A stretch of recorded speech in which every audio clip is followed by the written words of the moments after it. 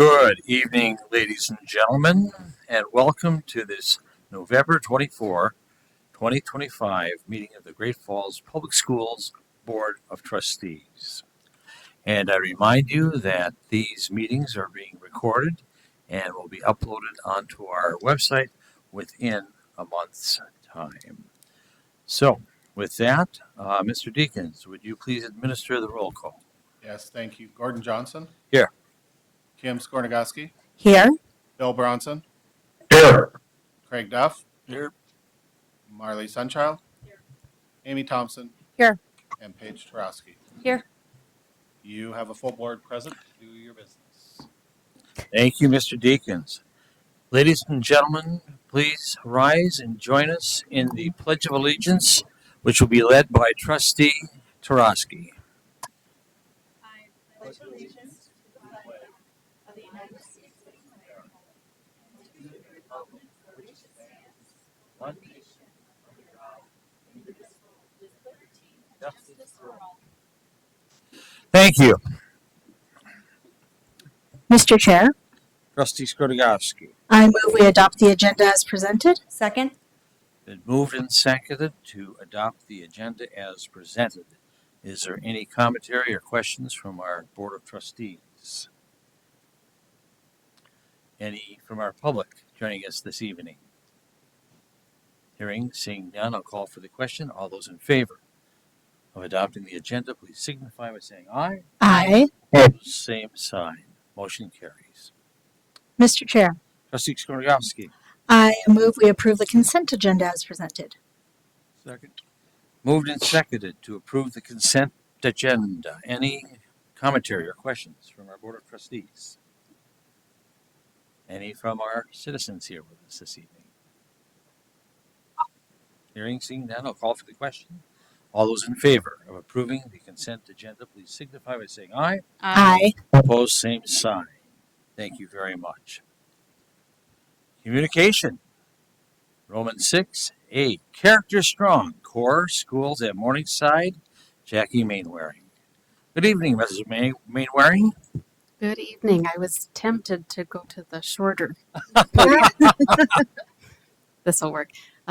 Chairman Johnson, members of the board, Superintendent Hoyer, members of the public, it's my pleasure to welcome the Core School at Morningside students and their principal, Jennifer Martin. Oh, welcome. This is going to be great.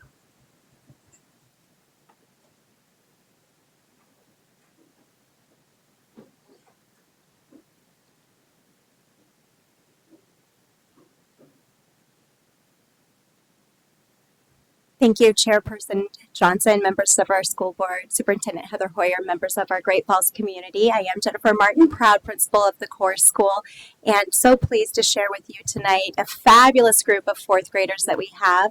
They are part of our student leadership over here at the Core School. We're off to a strong year. And I want to introduce our advisor and student leadership and ECS teacher, Lainey Warnicki. Okay, that makes me nervous having a microphone, but anyway, thank you. I'm the ECS teacher at Morningside, Mountain View, Loy, and Valley View. And the greatest part of my job is the flexibility it gives me to work with kids like these in the leadership team. And we meet for a lunch bunch once a week. And this is Finley and Remy and Lolo and Colton. And they are all fourth graders in the leadership team there, and they're very good leaders. And we have decided to do a little presentation on gratitude for you. So the kids have a poem that they are going to read for you. Okay.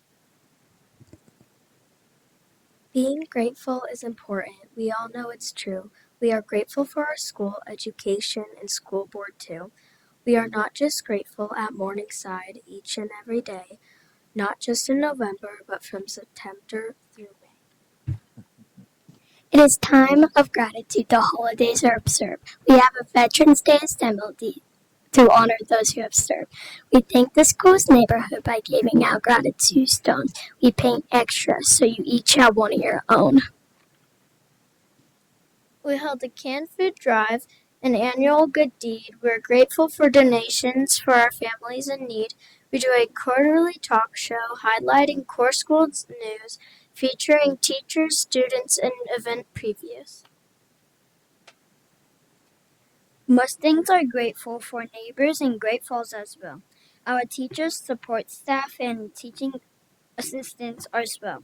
So thank you for our educators and school district too. From the core school, our gratitude shines through.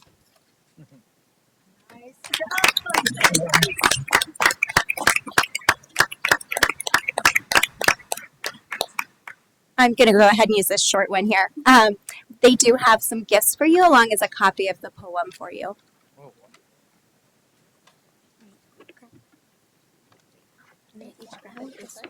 And then when we are all done, Miss Lola was going to be the one to place the Giant Springs name tag under gratitude for the board.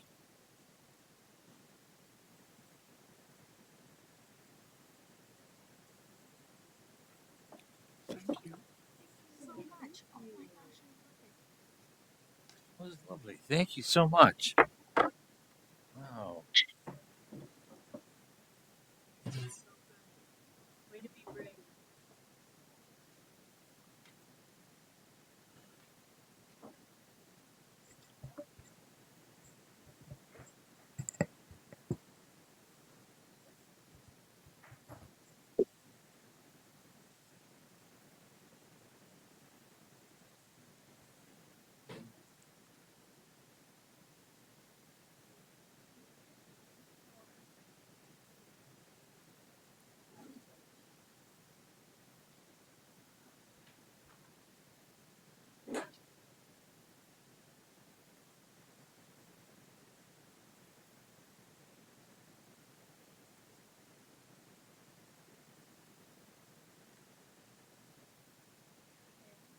Gonna need more tape.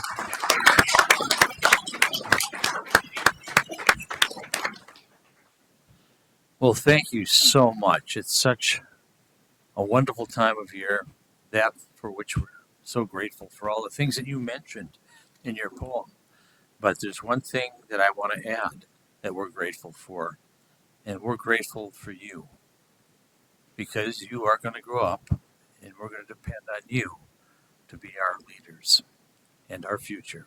So thank you so much for everything you do, and especially thank you for being here this evening, and thank you for the lovely gifts too. I'm going to use this on my desk at home. Thank you. One more time.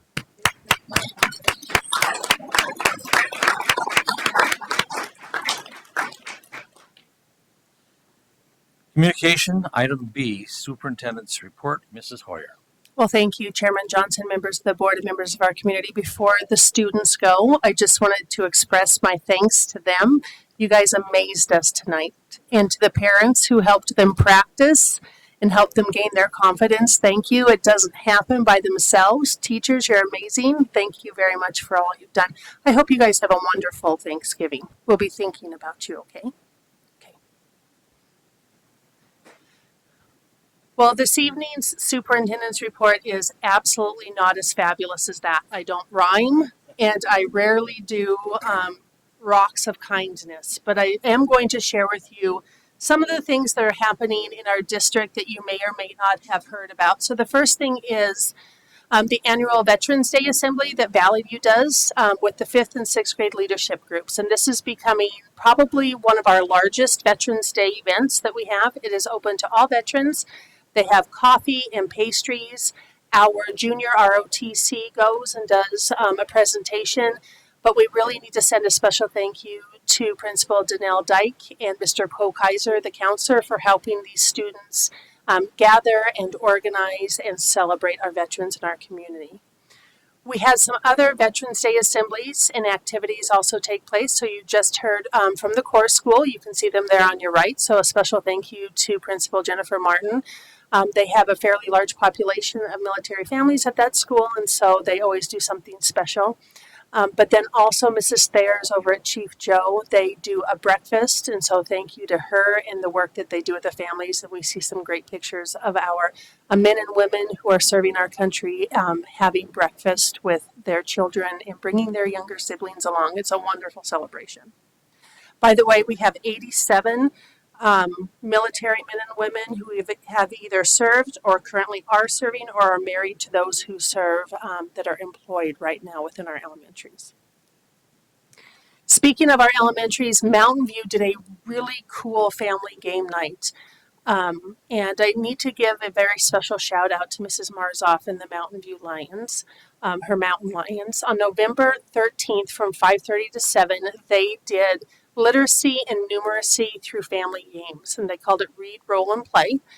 They had 68 parents, 52 students, and 25 staff. So on 145 people having a whole lot of fun. You can see some of the different games they did. It was a packed house.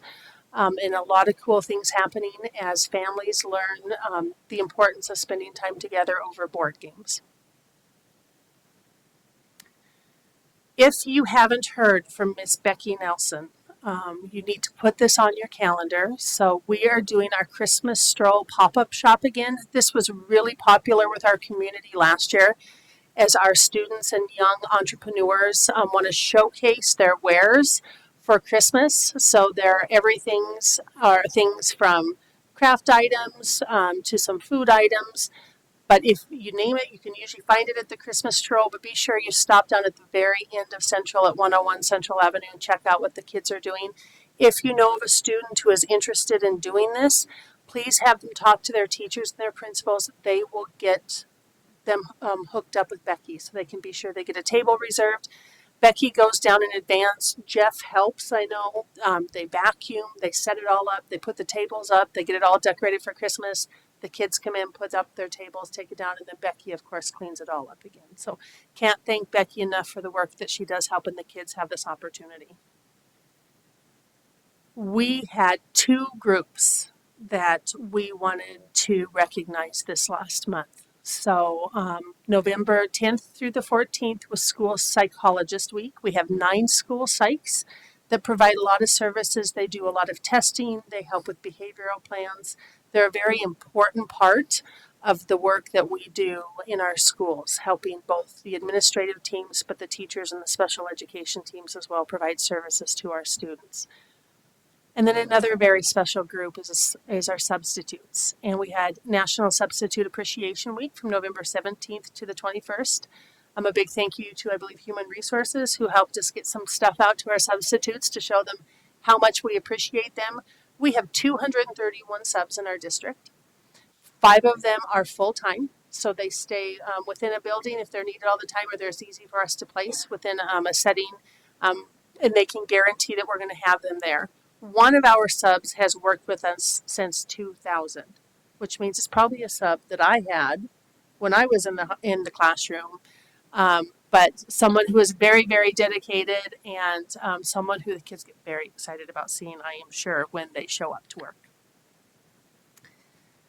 You just saw an example or received a gift example, but Morningside 4th graders, once again, this group of kids decorated coffee sleeves with kind and affirming words and pictures for World Kindness Day on November 13th. And then the 10th Avenue South, the one up by Super One Foods, that Starbucks put the sleeves on their cups, and the people who ordered coffee got words like, "You are beautiful, you are brave, we're better because of you." And all of these amazing words, affirming words that they got to just try to bring a little bit more kindness into the world. So kindness and caffeine is a pretty great way to start your morning. And then Applebee's, what was really cool about this is Mrs. Davis's 5th grade class made thank you cards. And then Mrs. Davis went to Applebee's and she handed them out to veterans because Applebee's did a meal for our veterans on the day or on that day. And one of the veterans was so moved by the thank you card that he turned around and donated classroom supplies to a classroom at Longfellow. Really made a difference in his life, and I know it created a long friendship between Mrs. Davis, hopefully, and this veteran. So it was really cool to see, and it was great to hear that from that individual.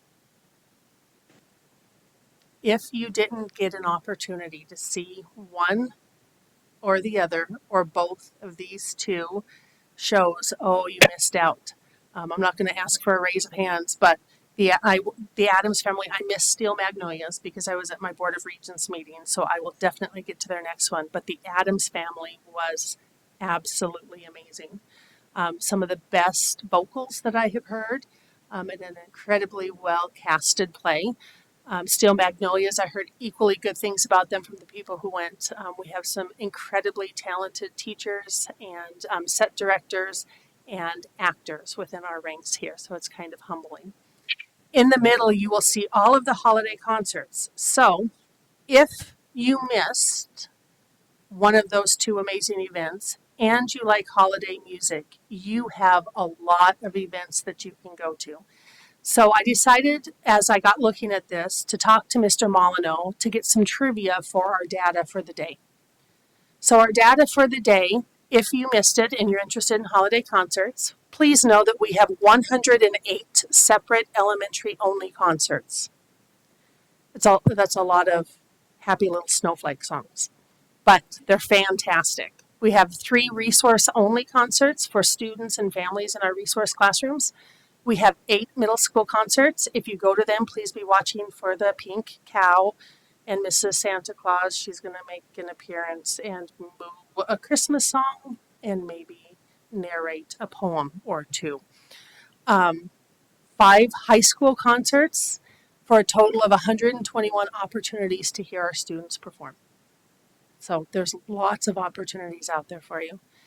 Just so you know, Mr. Molyneux told me that the elementary prepares from mid-October to concert day. They need 6 to 7 classes to be ready for concert day. So if you do the math, that's 756 touch points for those teachers for learning and memorization. And I see Trustee Sunchild smiling because she knows all too well how this goes in our elementary schools. The middle school concerts do 20 to 30 run-out holiday performances, and there's a picture from the grand view up there of Great Falls High actually doing the first one of the year, and this is a point in time when our community calls on them to have them come out and just do a brief concert or a brief presentation and bring some cheer into the area that they are working in, living in, thriving in. Then, if you go to the concerts, for example, at middle school, 7th grade concerts have an average of 200 to 250 performers, and they have 3 to 4 supporters with them per student. So about 800 individuals on the low end pack those gyms. It usually is standing room only, but they're absolutely amazing concerts. If you are a fan of Great Falls High School's Peace Piece, which is one of the traditions within our city, I pre-cry every year when I know they're going to be doing it. It's amazing. It gives you goosebumps because it fills the entire concert hall with unified sound. But that has been used for over 50 years because the original choral arrangement was from 1969. So it's one of our most historic pieces of music that we consistently sing. And you can tell people who have been in Delphi and choir at Great Falls High because you will have grandparents and parents and siblings singing if they've been in Delphi and when Peace Piece starts. And then finally, as all of that is happening, the Fruit Barn at the fairgrounds is also happening. And Mr. Molyneux wanted me to remind people that the fruit sponsors or helps sponsor financially a lot of the travel that these groups do during the time that we're going to festivals. It literally is fruit to hand in a week. So they're picking the fruit, boxing the fruit wherever it is grown in the southeast, putting it on a series of trucks and trucking it up here. They rent one of the fruit barns, they unload all of that, they pick it all up, and they distribute it all here right before the holidays. So if you ordered fruit, thank you for supporting our students. Lots and lots of fruit. And I see Mr. Cubbage nodding. He's probably bought his fair share of pounds of fruit over the years. And so with that, some really great data points from Mr. Molyneux. When you just think about the amount of time it takes to prepare for these concerts, it's pretty overwhelming. And that is my data for the day, and I stand prepared to answer any questions you may have. Thank you. Thank you, Mrs. Hoyer. Any questions for our superintendent? And do pass on our thanks to Mr. Molyneux for providing those figures. Very impressive indeed. Thank you. Communication C, audience communication. I have received no requests to speak before this board at this point in time. So we will move on to action items. Action item A, Cascade County Sheriff's Office and Great Falls Police Department Reserve School Resource Officer Pilot. Mrs. Hoyer. Thank you very much, Chairman Johnson, members of the board, and members of our community. We do have 3 guests with us here this evening that are going to help us answer some questions, but let me give a summary. Mr. Boyd sends his apologies. He is out this evening. You do have in front of you as well, I believe, and Mr. Bronson or Trustee Bronson, you can correct me, but there is a amendment, a friendly amendment to you, as well as a memo that is there, and then also a comment from a community member who we wanted you to see. Those are also available to members of our community. Should you want them, Sherry will make them available to you. She has copies for you. In summary of the Reserve SRO pilot program, in October of this year, we had a work session that focused on healthy, safe, and secure schools, where Cascade County Sheriff's Jesse Slaughter, Sergeant Katie Cunningham, and Captain Brian Black from the Great Falls Police Department introduced a Reserve SRO pilot program. This program really is meant to enhance the work that our Great Falls SROs have within our school districts, to provide them with an extra set of hands when needed.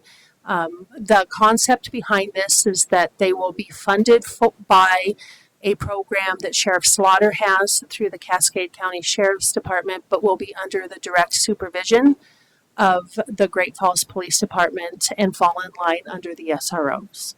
And so Katie and Brian will be in charge of helping find and select, along with the staff members following a consistent protocol with SROs. This individual, our proposal is that we start with 1 reserve SRO. That person will be a sworn police officer with backgrounds in law enforcement, so someone who has those experiences. They will be under the direction of Katie and the SROs. They will be placed. They are part-time, and part-time for police officers is a little bit different than it is for our teachers.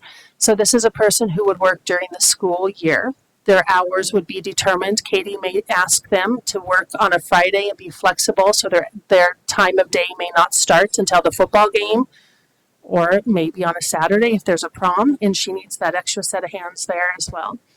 But they don't work in the summer, and they don't work on the weekends necessarily, and they don't work over student holidays. And so that's the part-time consideration. I'm going to have these guys jump in if I say something wrong. Katie and Captain Black would also be responsible for the evaluation and the supervision of this individual. And when events happen, they really would be placed within our community schools by these 2 individuals based on where they think there is the greatest need for stability and the greatest, perhaps even the greatest threat. And so they can be that extra set of hands. So with that, it is the recommendation of, my recommendation and that of Mr. Boyd, that we approve an implementation of a Reserve SRO pilot program. The requirements of this program, one of the requirements is to bring forward updates and evaluations to you on a quarterly basis, and that the program be subject to the execution of appropriate agreements and requirements. There will need to be interlocal agreements that are worked out between the city and the county.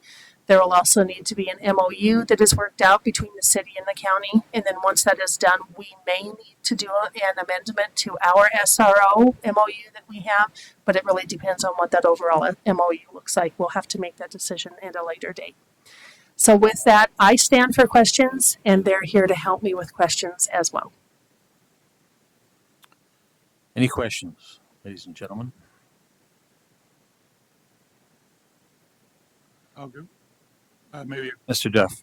much a question as a comment. I spent the last few years of my law enforcement career paid by one agency, but detailed to another one. It's never as simple as it should be, at least on the federal side. I fully support the motion. However, I would like to see more concrete information on the MOU and the interlocals and that.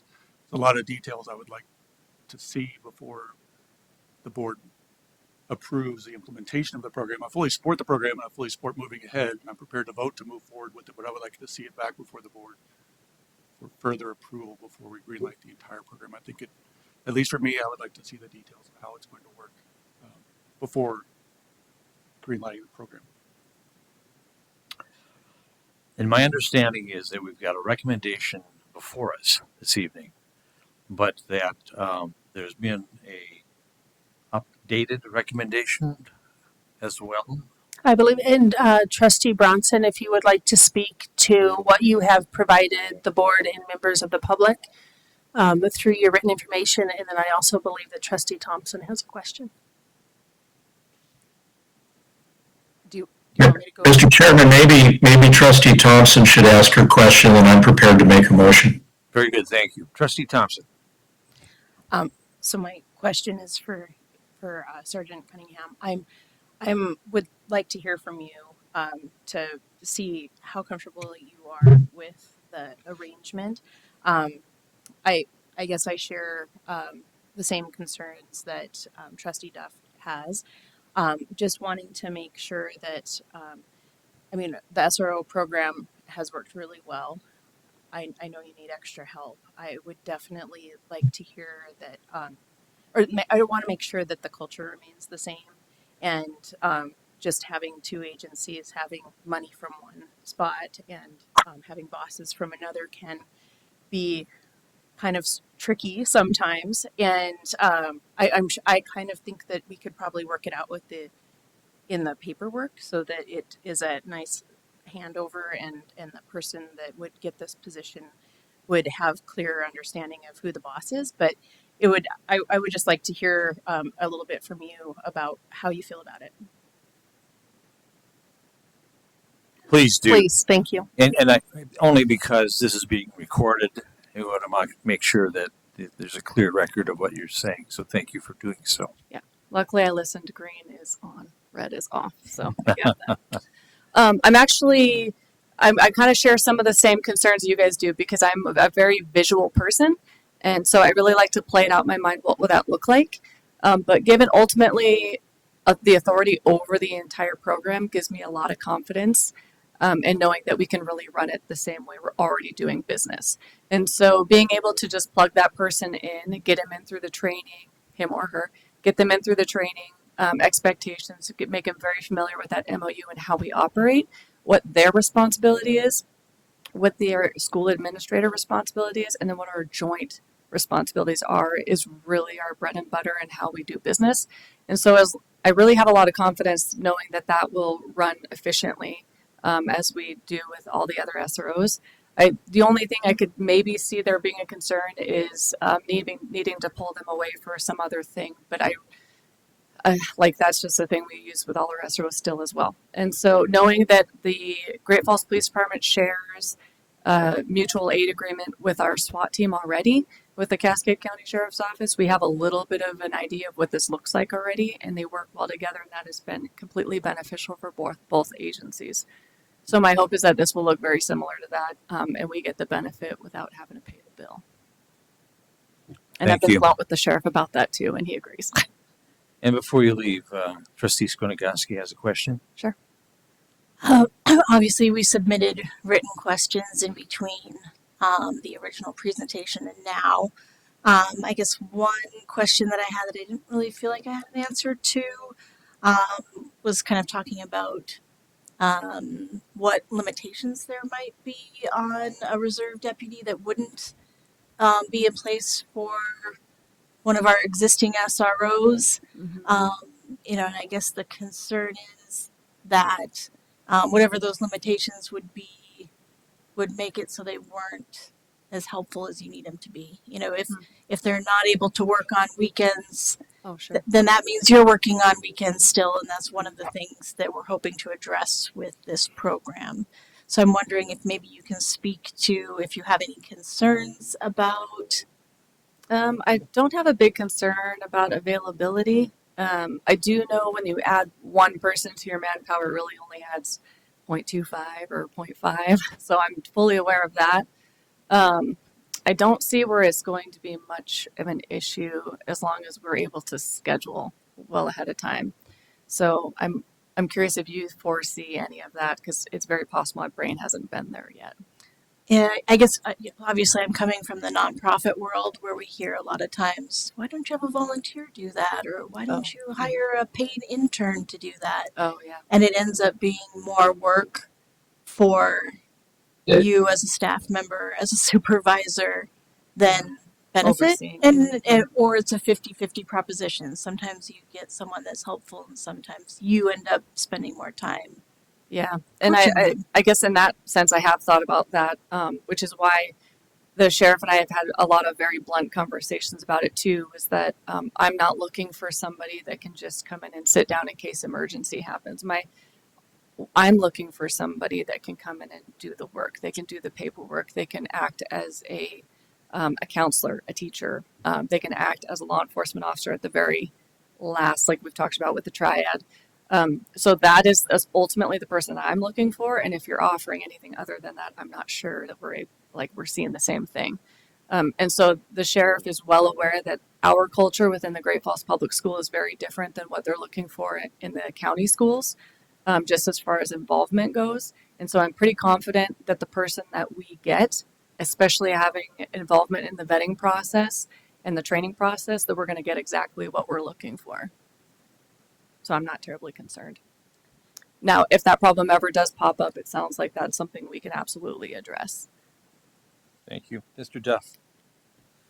Yeah, since I've got you the mic, and I don't want to get too much into the details tonight, but this is the kind of things, like I said, I'd like to see the agreements. Do the two departments share the same, like, use of force criteria? Do you use the same? I assume the sheriff's carrying the commission, so assuming this person will train with the sheriff's department to meet those quarterly or annual, whatever the qualifications are. Do you share the same? I'm thinking of things I've experienced in my career. Do you share the same use of force policies, the same, that sort of thing? Are they the same, or they fall under you, even though they're paid by and the sheriff's carrying their law enforcement commission? And maybe that's a question you can answer better, Sheriff, but I do know they're going to have some firearms days, so they're going to have more qualifications for the sheriff's side and on top of the stuff they're going to have for us. But as far as the use of force stuff, from what I understand, it's very similar. We all run off of MCA. So we're all under the same code. The review process might be a little different. Does that sound about right? Please do. Please do.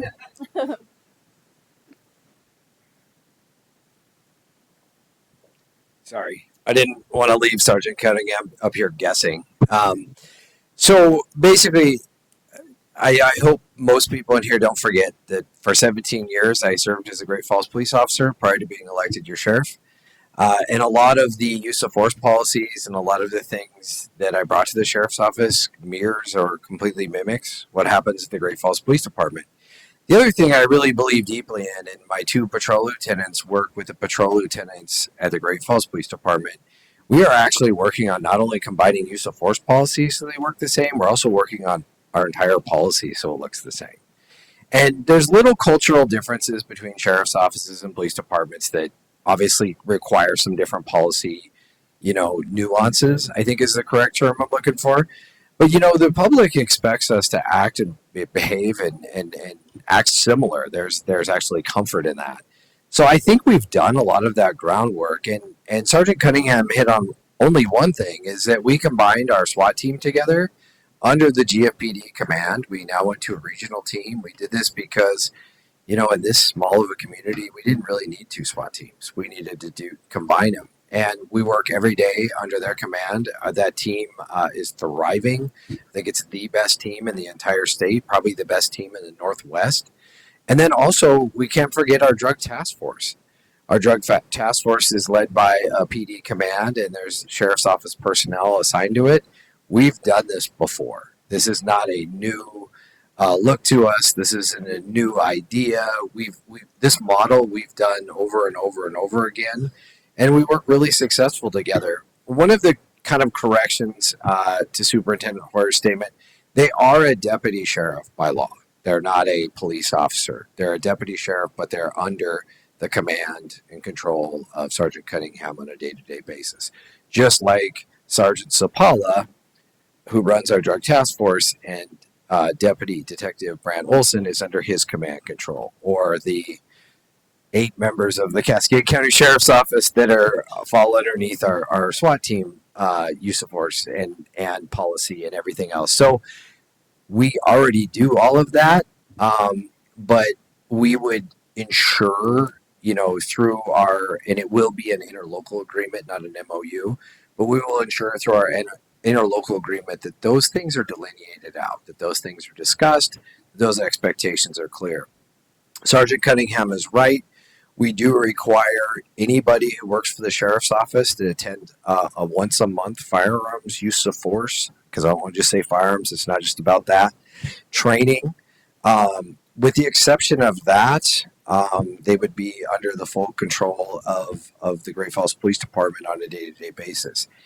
The subject of weekends and extra time and extra duty, that I will also default to Sergeant Cunningham, but it might have to come up with some creativity. The budget I have is kind of fixed. We don't have an endless budget to pay extra. So it may be a thing where she gets creative and says, okay, I need you to work on a Saturday, but I'm going to give you a Monday off or whatever. There might have to be some creativity. There's no intention for this individual to be pulled for other duties. School safety is our priority in Cascade County. We don't pull our current SROs. We have 3 of them in the county. We don't pull them off for other duties.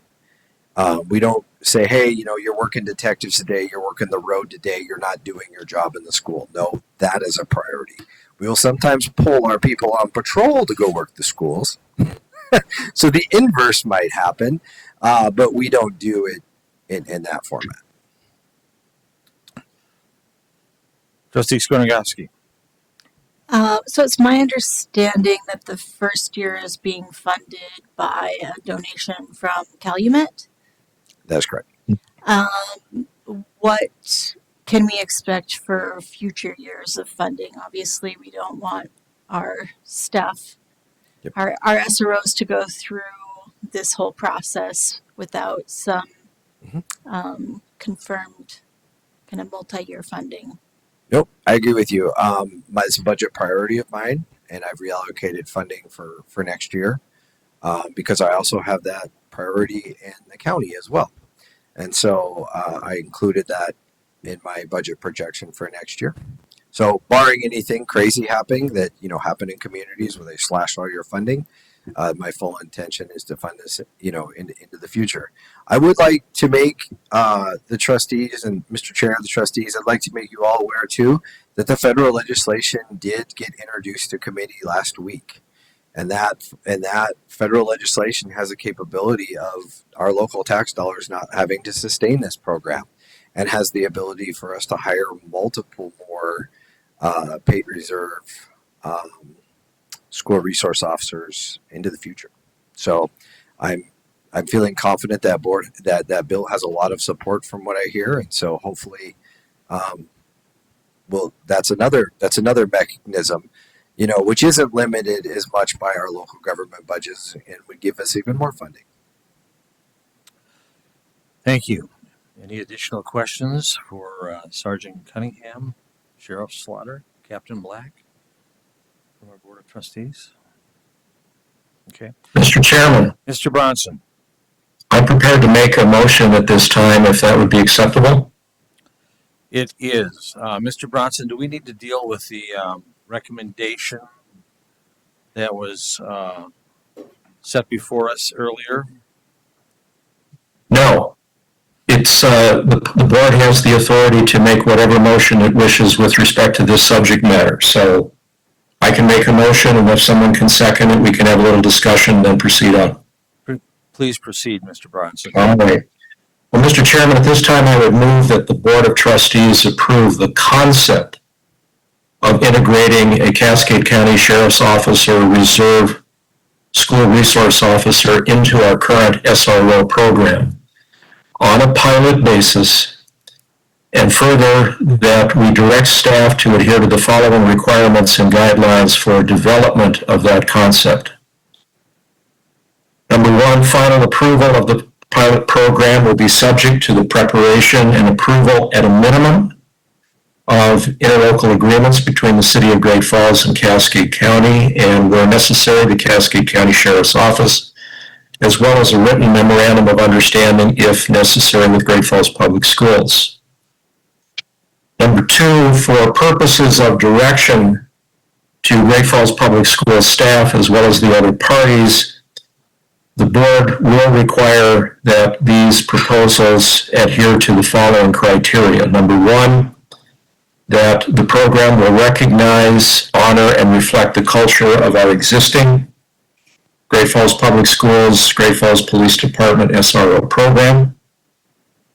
Number two, that any individual recruited, screened, and hired with the Great Falls Police Department must be consistent with our current SRO hiring practices, and the individual hired must be completely sworn and be under the direct supervision and direction of Great Falls Police Department SRO staff, to include schools and activity assignments, training, and evaluation.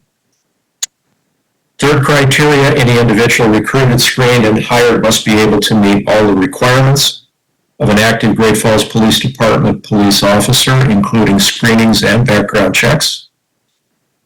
Fourth criteria, we need an unambiguous statement addressing the handling of any liabilities that may be associated with operation of the program, including, where appropriate, indemnification and hold harmless provisions. And the fifth and final criterion, assuming approval of all the appropriate agreements, the pilot program must incorporate quarterly evaluations and updates to the Board of Trustees in order to monitor the progress, to assess its effectiveness, and to make evidence-informed decisions regarding the program's continuation, modification, or elimination. That is the text of my motion. Actually, all of that language is before you, and if there's a second, I'll just speak briefly to why I'm going into such detail with this. Second. Been moved and seconded to adopt the concept, the pilot, MOU, and the 5 criteria is articulated by Trustee Bronson. Mr. Chairman. Mr. Bronson. Thank you, and by the way, I appreciate your allowing me to participate in the meeting tonight by Zoom, given my wife's medical situation here in Missoula. It became apparent to me after our discussions in recent weeks with the police department and with Sheriff Slaughter that for purposes of identifying what our wishes are at this time, I think all we can really do this evening is approve, if we are in agreement, the concept that has been discussed. But as Trustee Duff, I think, eloquently pointed out, until such time as we have actual agreements in place, we can't do an implementation of this program without those particular agreements. We don't implement our SRO program, or we have not implemented our SRO program in the past without those agreements in place. I know that to be true not only from my experience here, but my experience as a city commissioner, and that we have to have those in place in order to make sure that the program operates, in conjunction with everybody's expectations. The reason it's very specific is I think that's consistent with our constitutional duties as school board trustees. We have supervision and control of the affairs within the district. And it's not fair to staff, and it's not fair to anybody on the outside of the organization that we work with, that we fail to provide appropriate direction in situations like this. We all know that there are some instances where we can provide very general direction and we don't have to worry about the work product down the road. In this situation, we have more agreements that need to be put in place, more thought put into the details of how we implement it. And as a result, staff should have this specific direction of these things that, based on what I'm hearing, I think all of the parties agree are appropriate for making sure a program like this works. I know there might be other details that need to be worked out, and I have the utmost confidence based on my past experience with the Great Falls Police Department, that in working with Sheriff Slaughter, who, by the way, I appreciate his coming forward with an offer of assistance. And again, I have the utmost confidence that I think that we can put something together in the next several weeks that we can all be proud about. And just keeping in mind, and I know that there are many people in the public who have expressed some questions and reservations about this, but hopefully, everybody can agree that we have a very important role of ensuring the safety of our students, our staff, our community in our schools. That's paramount.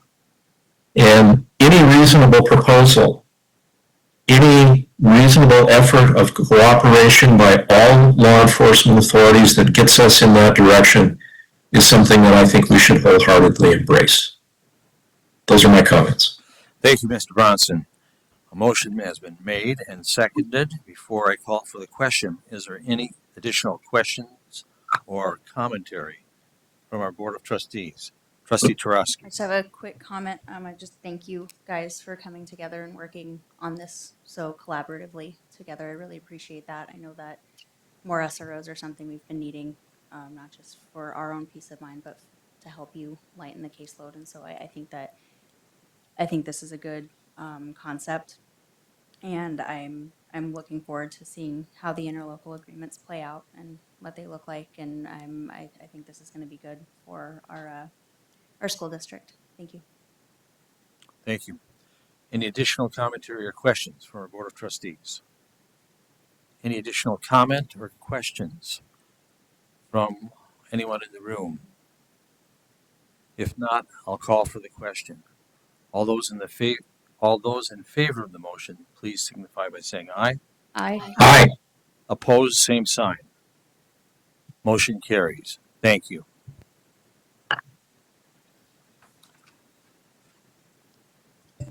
Action item B, school election calendar 2026 and trustee filing timeline. Mr. Deacons. Thank you, Chairman Gordon, members of the board, Superintendent Hoyer, and members of the community. I am going to be talking for a little bit here to you about all these deadlines and election pieces, along among other pieces. So bear with me as we go through this. This first one comes about as a change in the legislature that was made so that we had to redo our election timelines and so forth. Usually at this time of year, what we're doing is we're doing a report that shows you what that timeline is going to be. But because of the time frame and with OPI training being on November 6th, everything was kind of pushed to this date because of the deadline. So we are going to ask you to approve this. This report, or sorry, I shouldn't say report, but the calendar that is attached to this particular document is the OPI guidance calendar that we use for our elections. So with that, I am going to ask you to approve the 2026 school election calendar trustee filing timeline as presented. Thank you, Mr. Deacons. Mr. Chair, Trustee Tarosky. I move that we approve the 2026 school election calendar and trustee filing timeline as presented. Second. Been moved and seconded to approve the 2026 school election calendar and trustee filing. Any questions or commentary from our Board of Trustees? Any questions or commentary from our 4 remaining people in the room? 5. Thank you. Hearing none, I'll call for the question. All those in favor of the motion, please signify by saying aye. Aye. Aye. Opposed, same sign. Motion carries. Thank you. Action item C, trustee resolution calling for an election on May 5, 2026. Mr. Deacons. Thank you, Chairman Johnson, members of the board, Superintendent Hoyer, members of the community. This particular item has a change involved with it. This used to be 70 days, I believe, prior to the election is when the trustee resolution calling for an election would be. Our election this current year will be on May 5th, as set forth in that calendar we just approved. And this does go through the process. It has to name the election date, the purpose of our election, whether or not the election will be mail or poll, voting locations, times polls will open at before noon, And trustees, just note that you do not have to set any levy amounts. However, they must be set by the certifier no less than 30 days prior to that election, should you decide to go out for a levy. The deadline also for filing in person has adjusted to February 9th, and that also is a later determined election is not required. So if we do not need it, that's the same date underneath that. I would be the one to notify them. In general, a trustee election is what we're looking at for right now. There are 3 trustee positions that will be available this year, and that actual cost would be somewhere around $65,000 here, but that's the estimate that they were able to give me on that particular board. Attached to this, there are 3 documents you will see.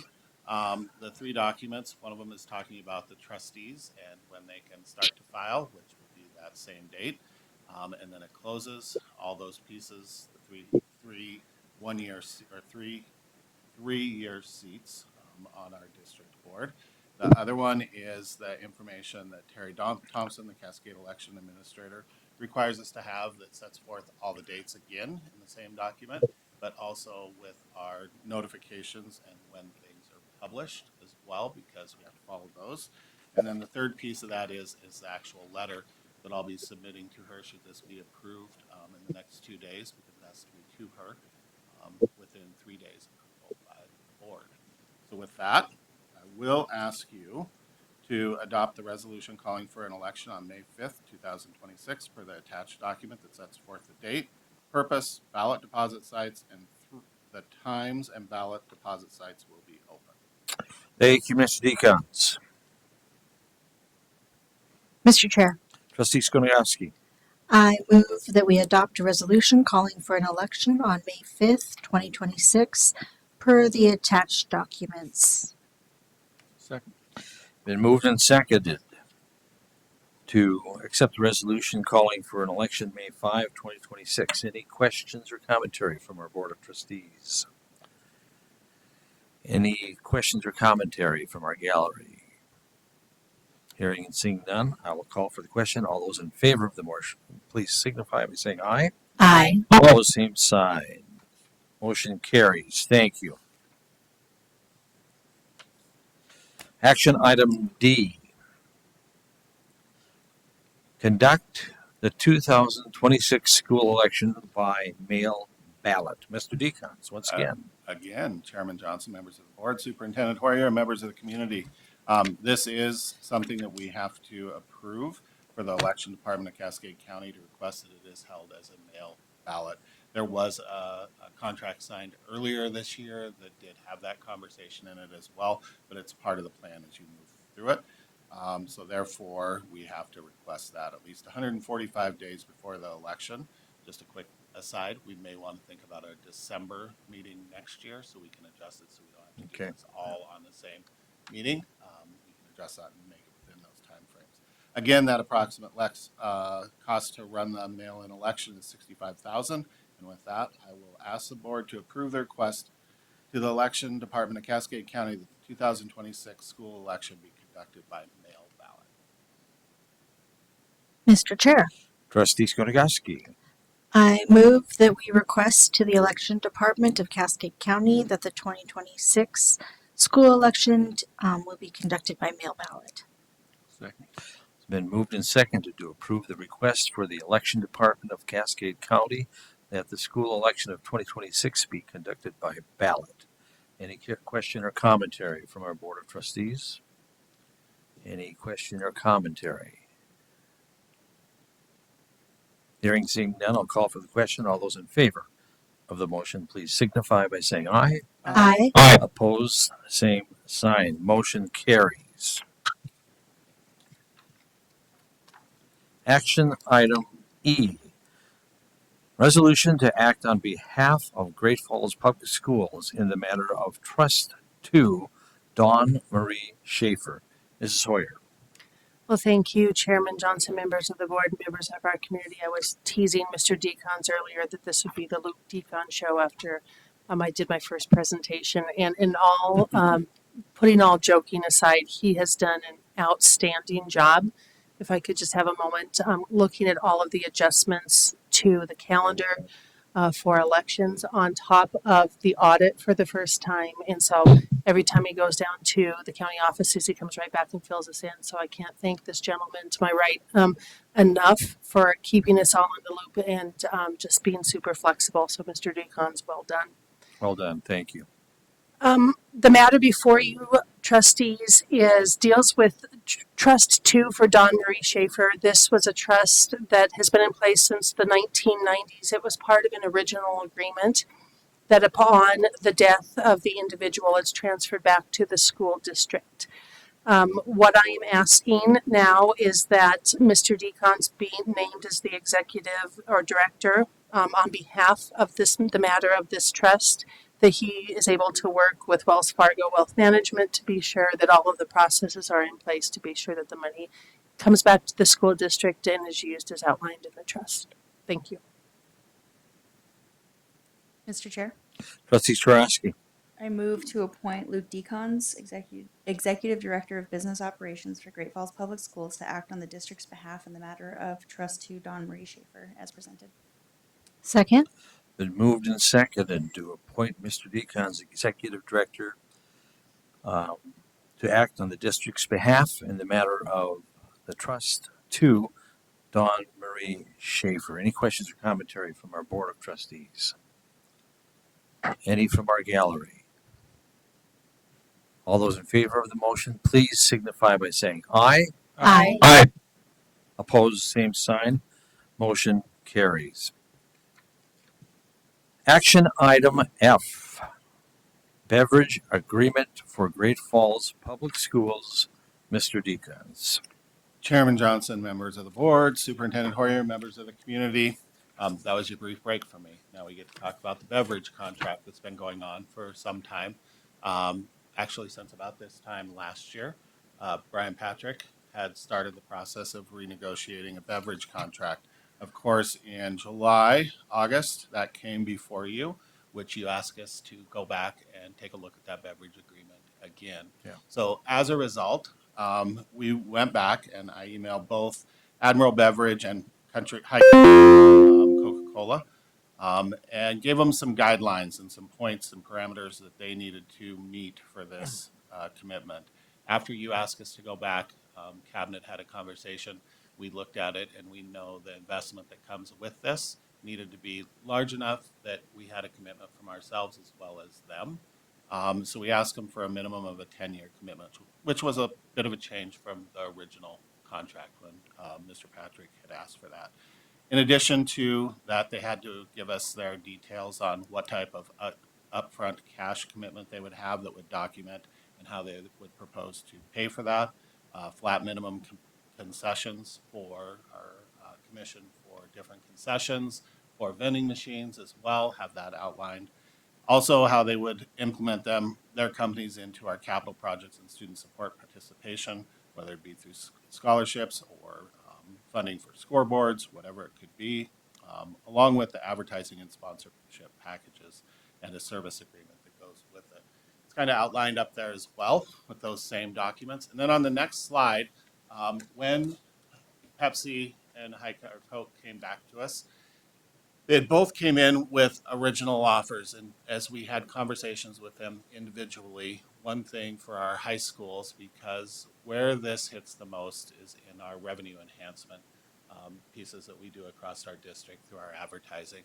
And the piece that the high schools are really looking to upgrade is the scoreboard at Great Falls High at Memorial Stadium, and it was going to be an additional cost.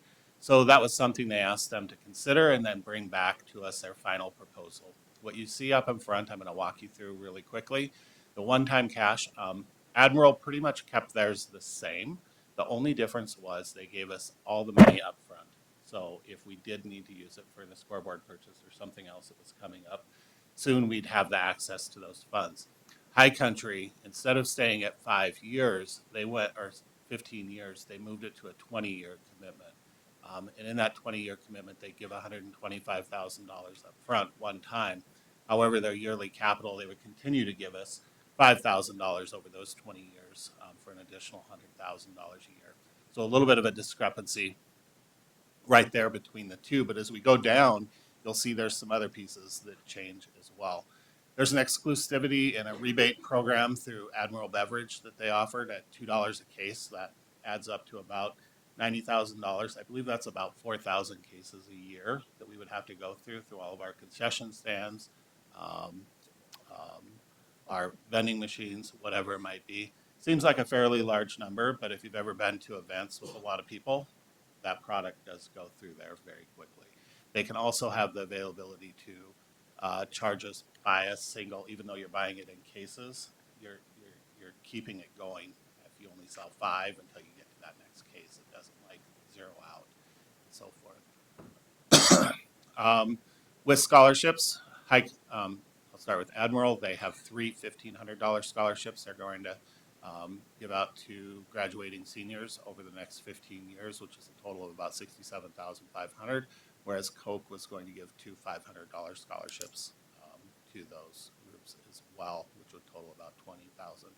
Vending commissions, when you take a look at them, Pepsi kept theirs, even though they extended a little bit and put that money up front right at the 20%. Predicted over the life of the 15-year contract, that would be about $367,000.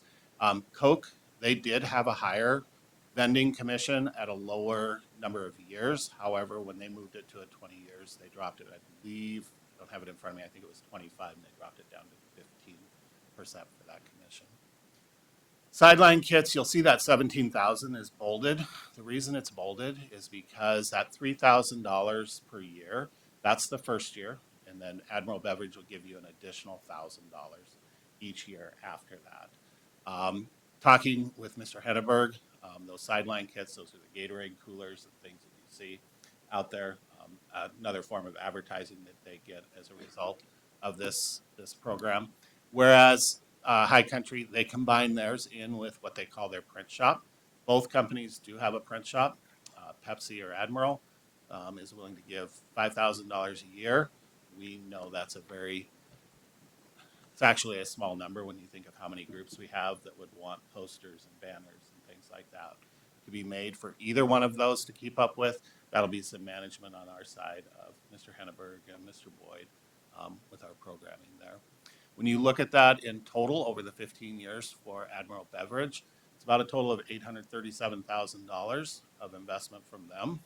And then the High Country Coke Cola, it's about $558,840. So when you look at that, there's a pretty big discrepancy between the two quotes.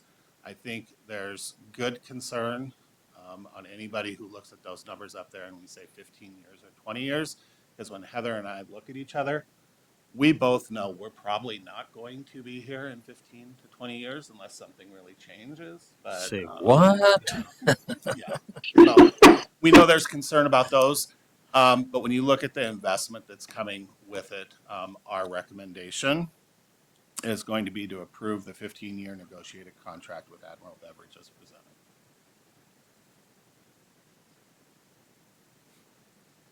Mr. Chair, Trustee Skonogowski. I move we approve the 15-year negotiated contract with Admiral Beverage as presented. Second? Been moved and seconded to approve the 15-year negotiated contract with Admiral. Any questions? Mr. Duff, you had your hand up first. Go ahead. Yeah, a couple of questions. I share your concern on the length. I think 15 years is probably too long for that, and there's preschool kids that'll be graduating before this comes back up again, and nobody knows what our financial situation is going to look like in 5 years, much less 15. I would much prefer to have seen a 5 with 2 5-year extensions or something along those lines instead of being committed in for 15. The contract that was before us in July was 3. Why was it shorted from 5 years to 3? Do we know that? And then why back to 15? So there were some pieces when we looked at that and it moved it back to a 3-year contract. The way that Coke presented Mr. Patrick, that's what he did the negotiating with, was they were feeling more comfortable with the 3-year contract. But also, even as we were going through that, when Pepsi decided to, or Admiral, I should say, back out of the opportunity to bid for this, it was put out as a bid, as a mutual bid between the two, so it'd be 50-50. That bid was never changed to exclusive bid for one of those groups. So I can't really speak exactly to why Mr. Patrick chose to move that from a 5 to a 3 to negotiate it that way. That was something he was working on directly with High Country. Heather, I don't know, Mrs. Hoyer, can you expand? I can speak to that a little bit. When we looked short term at it, we were looking specifically at the quality of service that we have received between our two different distributors.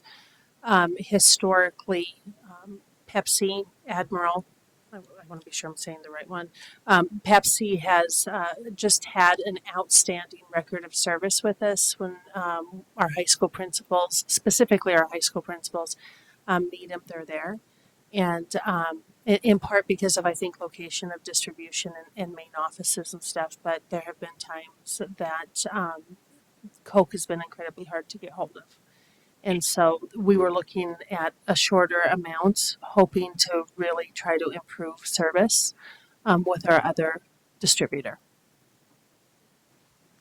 Also, when you look at the quote slide there, we discussed this in your office before, the widespread in the quotes gives me pause. And try to think of it in my mind, if the bid was for half-ton trucks for the district, I wouldn't expect Bison Ford and City Motors to be one almost double the other. They're providing virtually the same product. In my mind, that does cause me some pause. And the money that comes in from it, is that earmarked for projects, or does it go into a fund that we can allocate later? It goes into the Revenue Enhancement Fund, which we allocate and we bring those pieces forth that have to have an impact towards both groups. So it's the revenue that we receive from advertising, anything that would be a commission that goes into it. It could be used for Memorial Stadium is probably the best example of it because it's a shared space. But if there's advertising in both locations. It's not just one. So that's what we try to use. So when you're doing the bigger projects within the field houses, around the buildings, if you're doing one someplace, you're trying to do the other one kind of on the backside. I think that's about the best way to describe it. Heather? Yeah, great examples of money that this is typically, you'll see this typically used for here in our district, but also in other districts are things like turf replacement, lights on fields, lights in gyms, replacement of floors, replacement of pads in gyms. I know that in the community where my girls went to school, that was one of the things they replaced because there's not a lot of room between the out of bounds line on the basketball court and the gym. So they replaced all those. They gave the seats for the teams, which are then also used for concerts and different things like that, as well as the scoreboards. And so fixing of the tracks, different things like that then don't have to come out of any of the other funds we have. Trustee Skonigoski, you had a question. I guess just to clarify, when a piece of equipment is replaced using this money, is there, it sounds like there would be some advertising component incorporated into that project. So if we do replace cushions, will it say Pepsi or Admiral all over the cushion? I would say yes, there is some component there. So like Okay. with this contract and the amount that they're investing, a good example of this would be with Ms. Becker's group with City Motors. They invest in the foundation, which is an investment with the district as well. So they receive that advertising as a result of it, for sure. With this scoreboard that comes up later in this that we're talking about, there would definitely be something. If you go to Great Falls High, there are two groups with the turf that are advertised there. I could not come up with their names right now, but they're up. So there's always something associating their commitment to the district with it in terms of the advertising. Okay. And my second question is, given the length of this contract, is there out clause if something doesn't meet our standards or expectations? We definitely had a legal counsel go through it, and any place that they had a spot where they wanted to have an out clause for, there's definitely a spot for the district to get out of it as well. In conversations with Admiral as well, they're not unfamiliar with longer contracts like this, and they know districts come back sometimes 7, 8 years into the contract and want to renegotiate and maybe extend it instead of the 7 years that are left, they'll extend it 10 to 10 years. with new investment from Admiral as well. So there's kind of different pieces that work through that process, but we did have this really go through pretty fine tooth comb with our legal counsel as well. Right, thank you. Any additional questions? Trustee Thompson? I'd really like to thank you for the quote overview. I think that that is really telling. And then just wanted to clarify, um, kind of to Trustee Duff's point about the bids being different. Both sides were given. I mean, especially since we took it off the table and put it back on. Both sides have had plenty of time to come up with these numbers, and both feel comfortable that this is as good as they're going to get. Is that correct? That is correct. If Sherry, can you go back to that previous slide right there?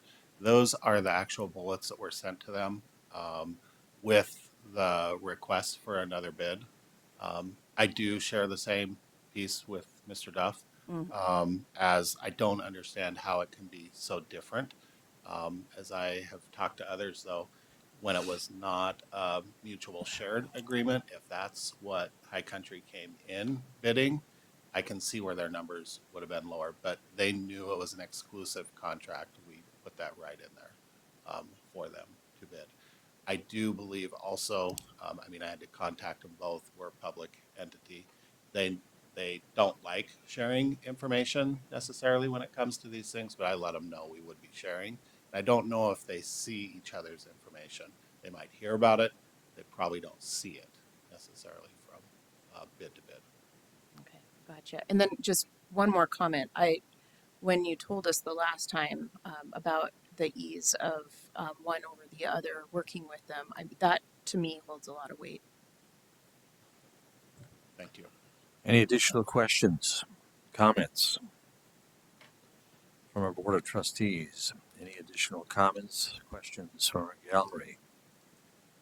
If not, I'll review the motion, and that is to approve a 15-year negotiated contract with Admiral Beverage as presented.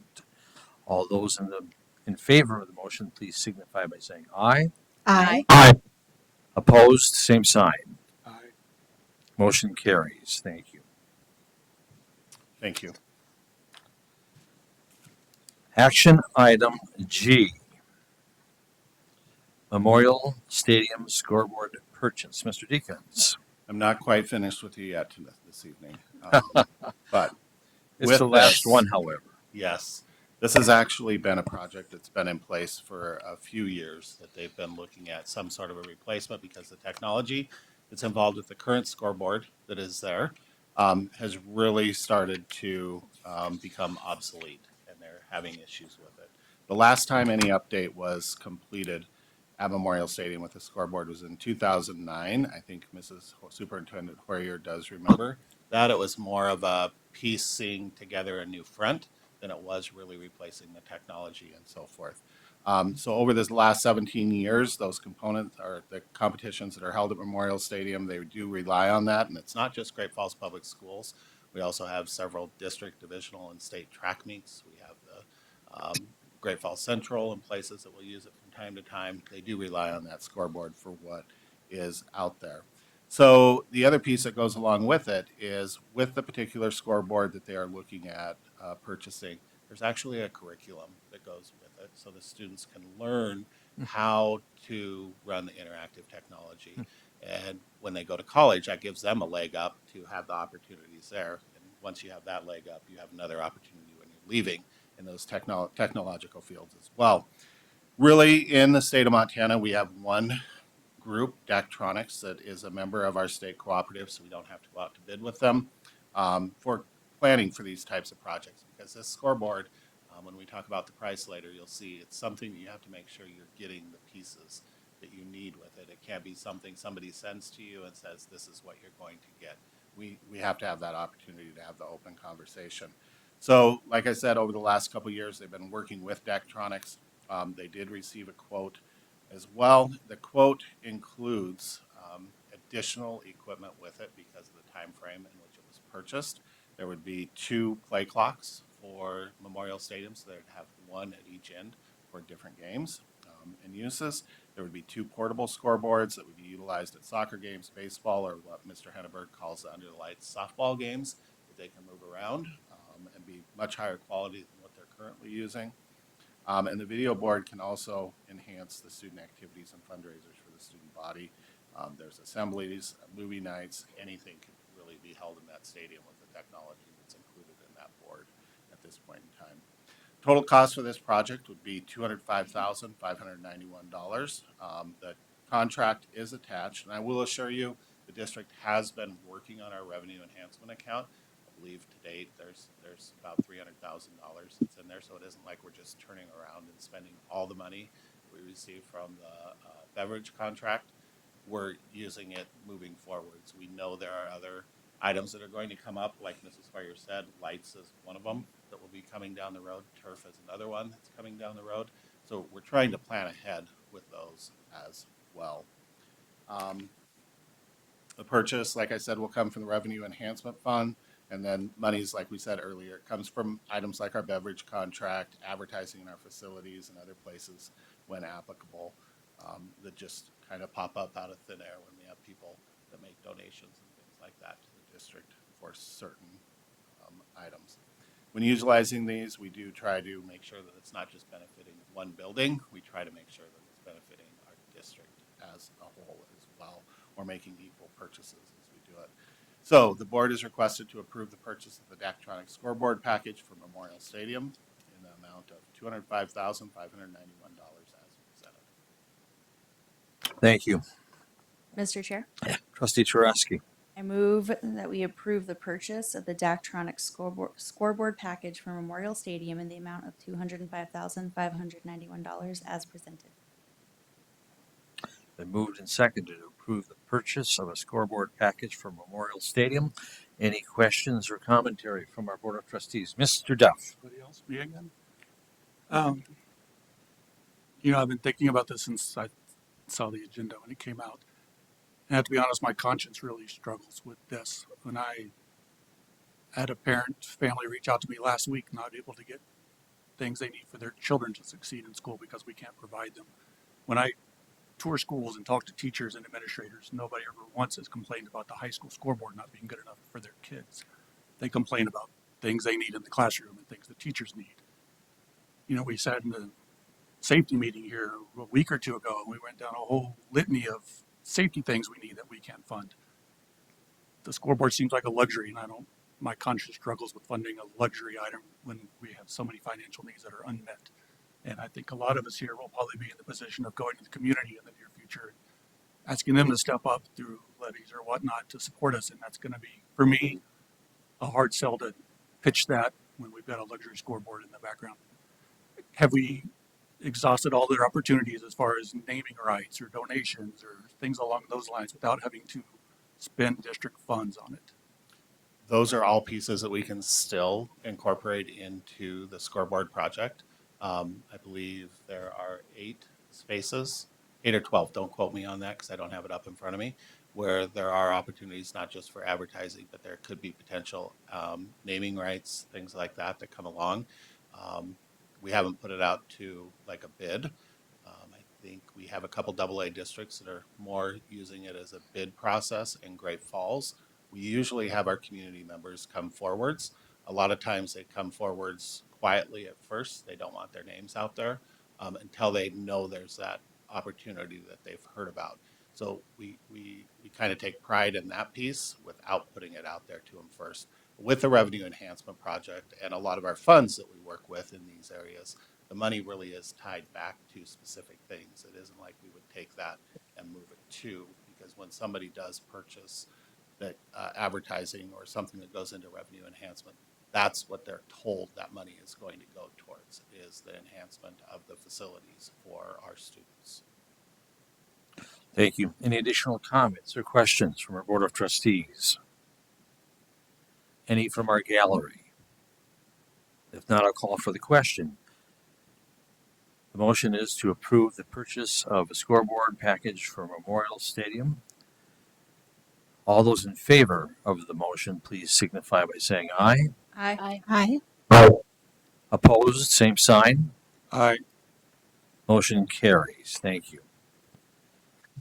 And Mr. Duff, your points are well taken. Thank you. Action other, we've pulled nothing from the consent agenda, so that enables us to go on to Roman 9, reports, discussion, and policies. A, 2-year review for the 25-26 tech plan. Mr. Williams. Absolutely. Thank you.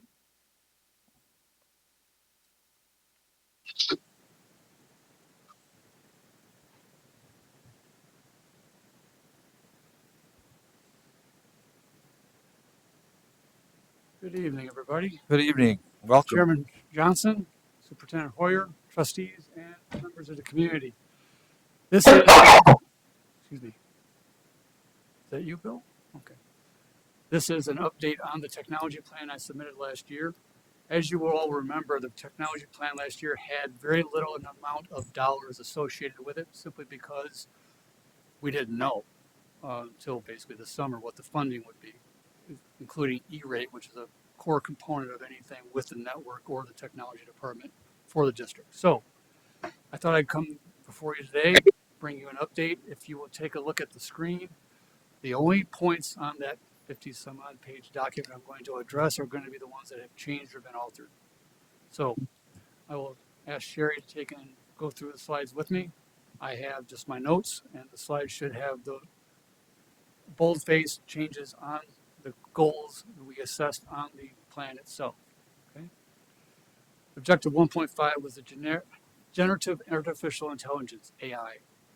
I'm going to be honest with you, we have not done much with AI because it keeps fluctuating. But we are looking at, in the department, we are looking at trying to set up a standard that we will use for AI in the future. There are so many different options for AI. It's almost like going to buy a car right now. You could buy Yugo, you could buy Ford, you could buy Chevy, and they all kind of do the same thing, but they do it differently. What works best for the district is what we're going to be looking at. And not only that, once we do choose that and bring it forward to the cabinet and to you to take and go forward with, we have to be able to implement it into the school district as well. So that is a multifaceted problem. So basically, we're just taking and evaluating right now. And then once we bring a evaluation from the department that we understand will be easily and beneficial for the district, we'll bring it to cabinet, and then we'll bring it to you. So just so you know, it's not off of our radar, but it is something that it changes quite a bit, put it that way. Objective 2.2 for the use of video-based learning. Technology department, after we went through the yearly sessions for new staff, etc., realized we needed to have something standardized to take and present, because I'll be honest with you, there are days I'm halfway decent up here and there are days I really am not. Okay. I've had my moments. But anyway, we would like to have, we started to do video enhancement of our presentation so we could give not a canned, but a consistent message. When we find that we have the best day, we have the best recording, that we can push that out to the staff, it will be a consistent message. And as we move forward, we're looking at using that with this to take and give the staff a library of resources as to how to do things. So when a new staff member comes in, oh my God, I don't know how to use PowerSchool. Oh my God, well, here's the video how to do it. This is the consistent message we've given, and this is your reference. It will give you more informed questions to ask us. That's kind of the reasoning behind this. We started with Camtasia because it was the most beneficial, and it gave us the ability to take and weed things out. We can actually haze things on the screen so that there's not information that's pertinent for, like, if we bring up PowerSchool, we can fade out the student's name and stuff like that so we can give instruction but not give away personal data. So that's what we're taking and working with on that one. Objective 3.4 was the implementation of integrated communication tools. You'll remember that it was not implementation at that time. Over the summer, as you will remember me giving you a list here earlier in the year, we did implement Parent Square for universal messaging throughout the district, including staff to student, staff to parent, and emergency from district to administration. So that has been implemented.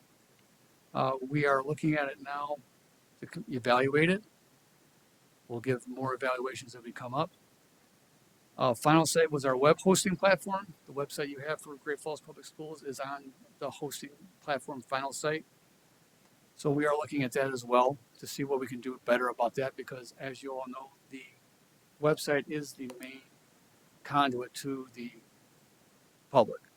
And when we look at some of the demographics on some of the sites of the website, we'd like to have them a little bit better. We might be able to do a little bit better with the presentation. Objective 3.5 was the implementation of the district single sign-on application. Single sign-on is defined as when you log into the computer one time, you don't have to keep logging in 15 different times for all the different applications you go to. If, and some of you have been in the classrooms, you see how many applications some schools use versus others. It's a toolbox. Well, we'd like to have one key for the lock to get into the toolbox. So single sign-on for Clever was implemented this past summer. We started out with one or two, and I'll be honest with you, become a monster. We have 19 different applications on there now that one single sign-on will allow you to access as staff or student. And we have 2 different rostering pieces with Clever. We are looking at adding more. So it started out as a trickle, and all of a sudden we had a flood. So, but it is working well for us. The staff like it. The students it's easier for students to log on. And if you've ever saw a second grader try to log on, one time is more than enough to do this. So that was implemented, and we're working very well with that now. Objective 4.2 was a network switch replacement and standardization. Now, this is going to get a little bit multifaceted, so bear with me for a minute. This does deal with E-rate. You're going to hear this come up a couple different times. So I'll go through it once at the top and walk our way through the rest of the stuff. E-rate is a 5-year federal funded program. We didn't know if it was going to be funded over the summer. In fact, we were just about every district was kind of holding its breath, like, is it going to be funded? It was funded. So we do have funding from 2025 to 2030 on the E-rate program. That is this cycle. After that, supposedly there will be another 5-year cycle, okay? E-rate is given, or not given, E-rate is specified to us by our free and reduced lunches. Great Falls Public Schools has an 80% rating on that. So hypothetically, if I have to buy something on E-rate that's going to cost $100 total from the vendor, and 9 times out of 10 with some of these products we would have to go to bid, we would be paying $20. E-rate was subsidized $80. So your 80%, 20% split is how we play the game with E-rate. And I said game, but it's not really a game. It's really kind of it's a process, okay? So going forward, keep that in your heads. It's 80-20. Switches. Right now, if you didn't know this, there are 427 network switches in the district. That supplies our network from the DOB to the schools. Once in the school, it goes into the classrooms.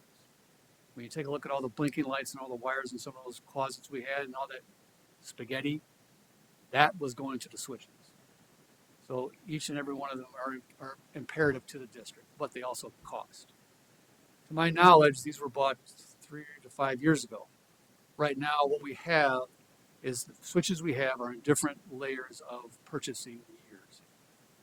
The oldest ones still have what they call full or unlimited warranty. What that means is we get to have them replaced 5 years after the end of sale date for the product.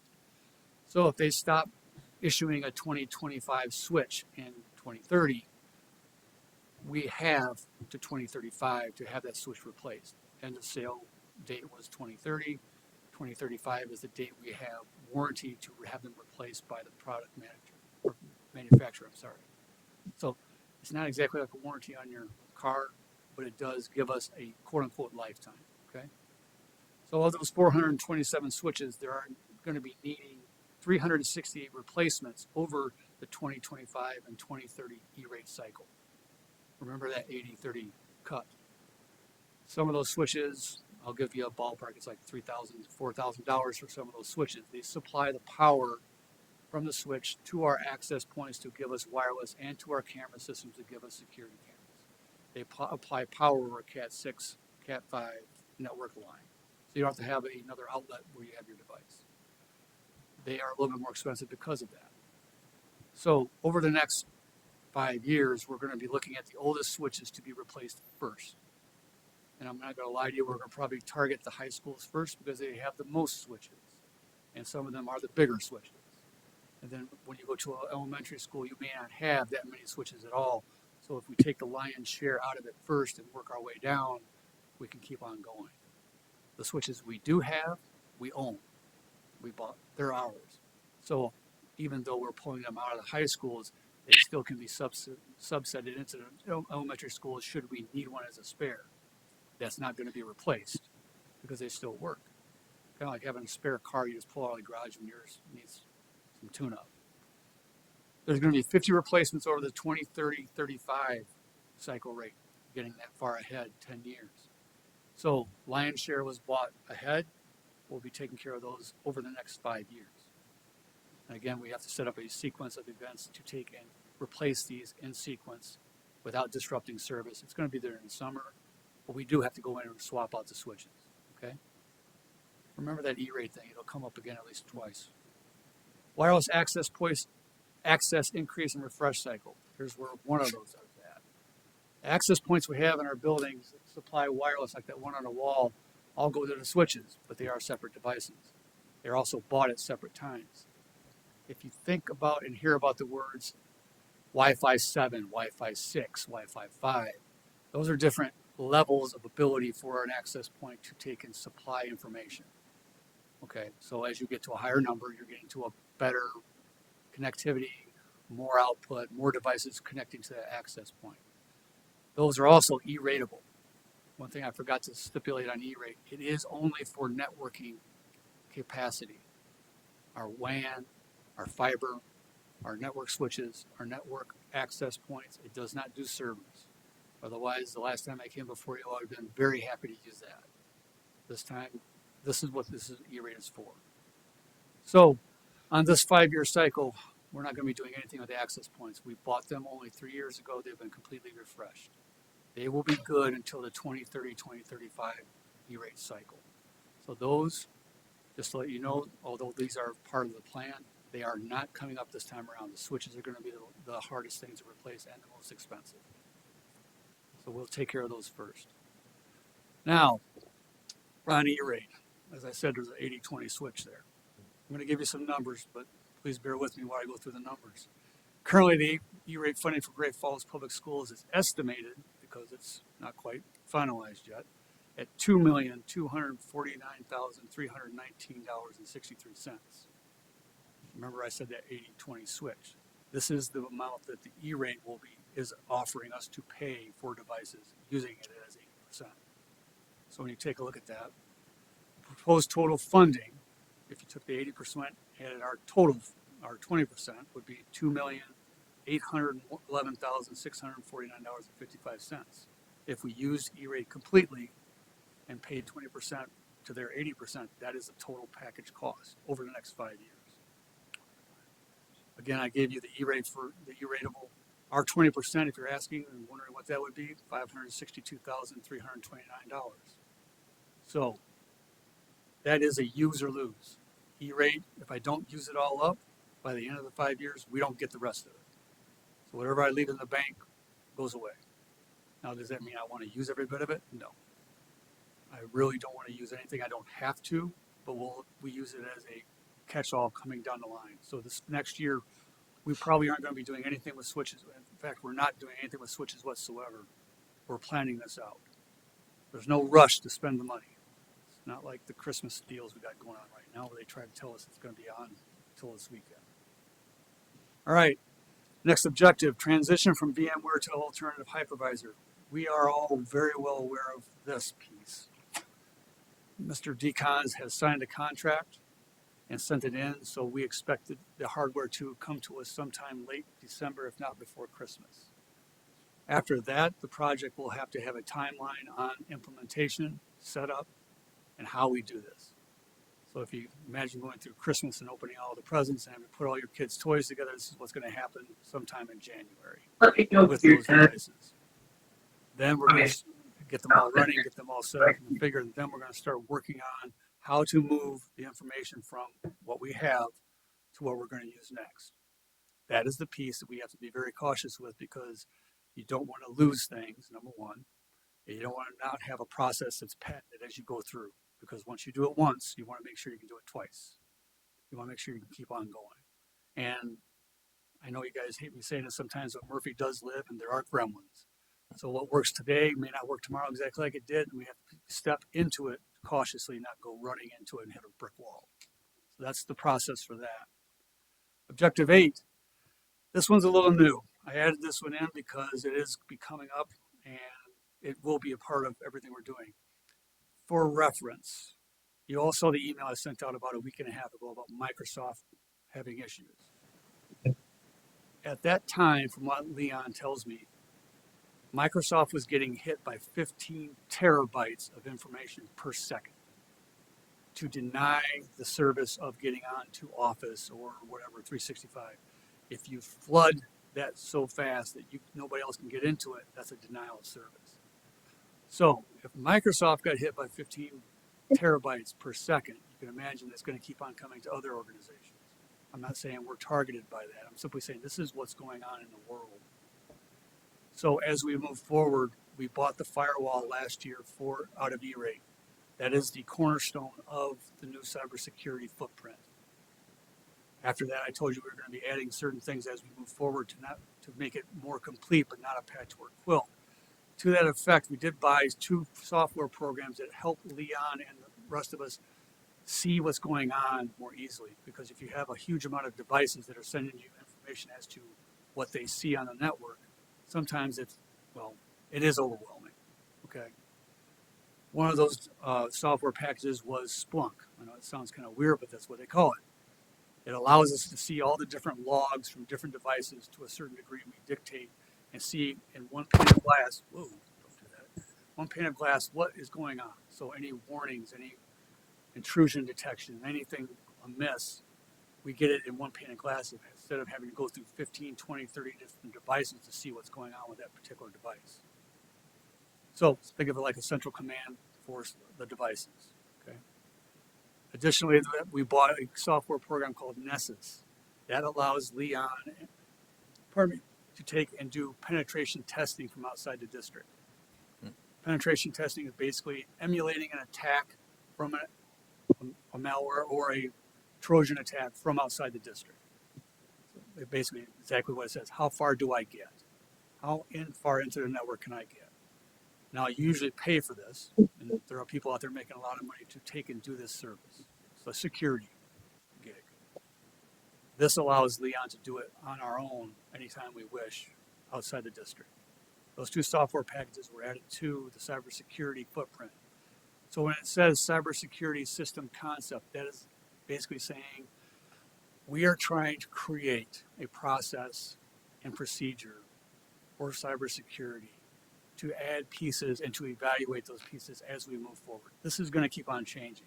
There isn't a lock that can't be picked and a thief that can't get caught. The only problem is how it rotates around, and when you find out about it, try to catch it.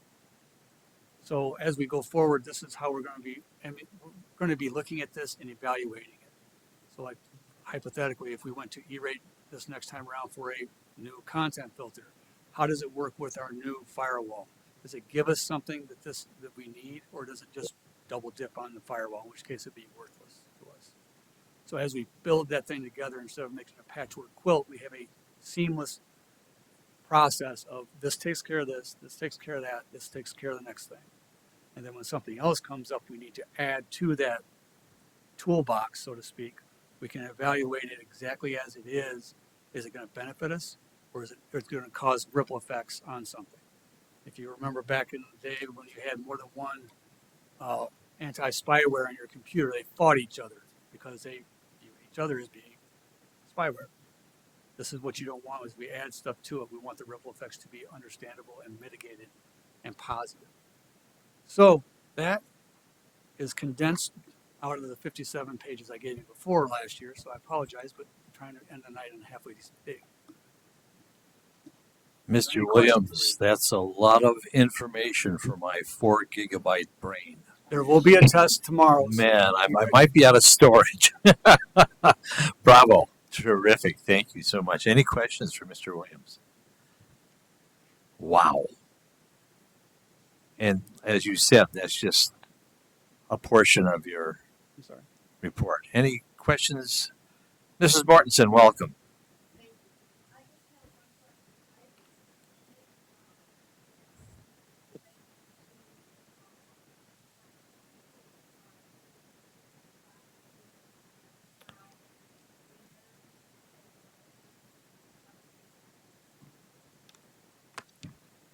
Okay. Two different answers to your question because it's a dual question. Okay. Monitoring inside the classroom is handled by Lightspeed. That device is actually our content filter as well. It allows the teachers to see what the students are doing on their devices when they log on to them. Lightspeed also is the content filter, like I said, so it takes and mitigates access to sites that we do not need to be accessing or that are detrimental. Content filter basically is updated by the manufacturer, and it kind of goes like this. And I think I brought this to the board a while ago. There are 500 some odd thousand websites added new every day. I think that's a rough estimate, guys. Like the gray matter's not great today. So every day there are 500 some odd thousand new websites added that we know nothing about.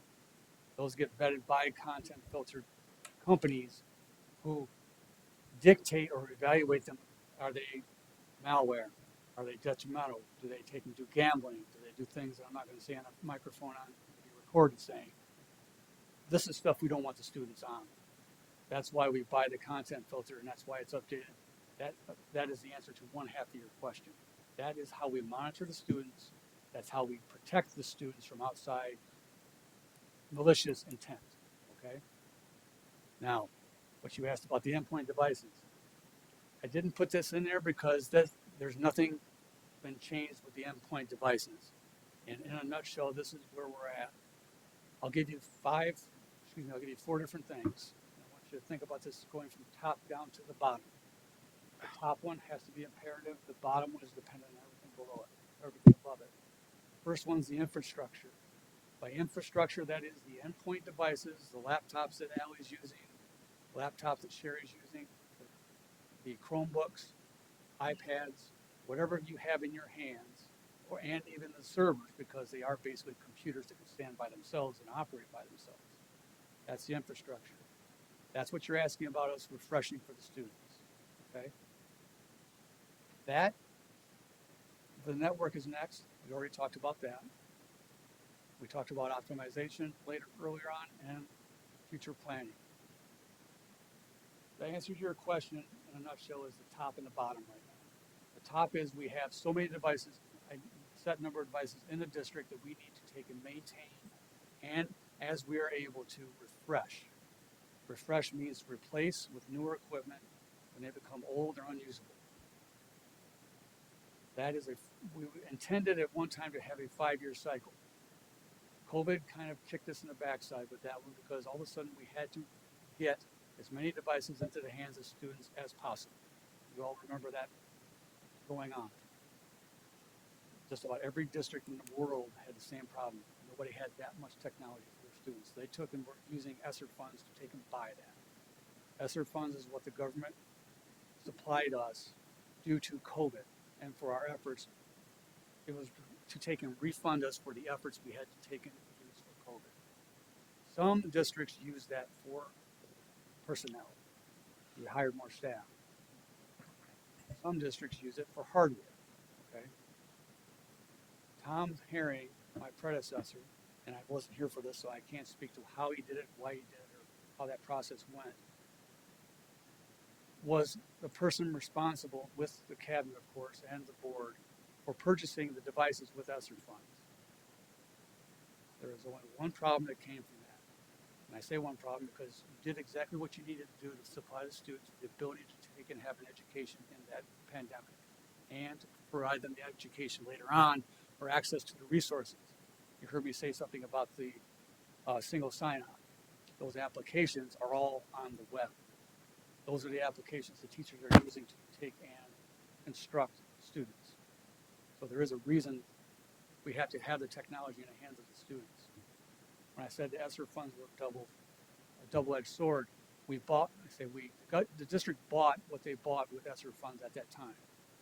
Unfortunately, like everything else in the world, it starts to have to need to be refreshed, but you have a huge chunk you have to try to refresh now. Nobody can take and do that at once. And the U.S. government's not going to come give us an ESSER 2, ESSER 3, ESSER 4, whatever funding to do this now. Saying, thank you very much for doing that, but now I know you got to refresh these. I'll help you do this. They're not doing that. So we have to take and chip away at that boulder. That's why last year we took and with the board's permission, we purchased devices at a discount from Dell, supplied the district schools with devices last year for them to buy at a discount. We also, with the board and the cabinet's permission, Mr. Boyd and I, with our funding, purchased a reserve amount of 1,000 devices and put them into the warehouse. Reason being is this: last year it was 850 devices that were refreshed by the schools out of their technology budget that year. So we doubled up and got an inventory of 1,000 to put into the warehouse, knowing that this year, if the prices continued to go up, the schools would not be able to buy any more devices to refresh it the way they would want to. So we did that for that reason. This year, the schools are buying those devices at the price from last year, which has not changed, to refresh what they can. So we've given them a bigger chisel on this boulder, but we can't do the whole boulder yet. Nobody can. So as we go forward, we're going to keep on chipping at this boulder as best we can. Wrap it up, Jeff. Jeez. Sorry.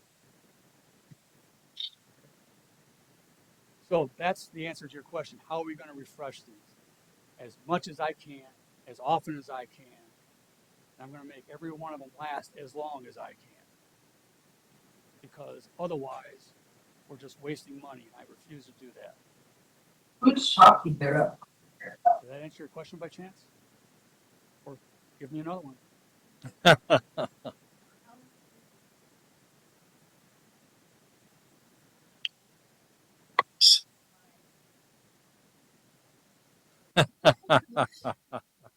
You two should hook up. You're right. Put it together well. I'll tell you what.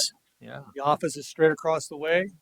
And if you yell my name, if I don't go running, I'll be right there waiting for you.